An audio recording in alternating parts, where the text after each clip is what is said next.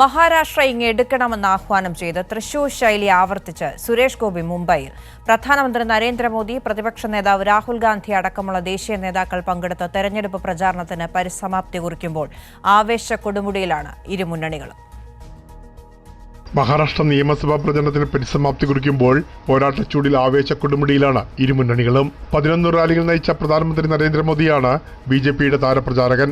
മുഖ്യമന്ത്രി ഏക്നാഥ് ഷിൻഡെയും വോട്ടുറപ്പിക്കാൻ പരമാവധി യോഗങ്ങളിൽ പങ്കെടുത്തു. അതേസമയം ഉപമുഖ്യമന്ത്രി ദേവേന്ദ്ര ഫഡ്നാവിസ് മഹായുതിയുടെ മുഖമായി മാറിക്കഴിഞ്ഞു. അജിത് പവാർ മുംബൈയിലെ മഹായുതി പ്രചാരണ യോഗങ്ങളിൽ നിന്ന് വിട്ടുനിന്നതും ചർച്ചയായി. മഹാവികാസ് അഘാഡിയെ മുന്നിൽ നിന്ന് നയിച്ച ശരത് പവാർ തന്നെയാണ് താരം. തൊട്ടു പിന്നാലെ ഉദ്ധവ് താക്കറെയും AICC അധ്യക്ഷൻ മല്ലികാർജ്ജുൻ ഖാർഗെയും പ്രതിപക്ഷ നേതാവ് രാഹുൽ ഗാന്ധിയും പ്രിയങ്ക ഗാന്ധിയും അണികളെ ആവേശത്തിലാക്കി.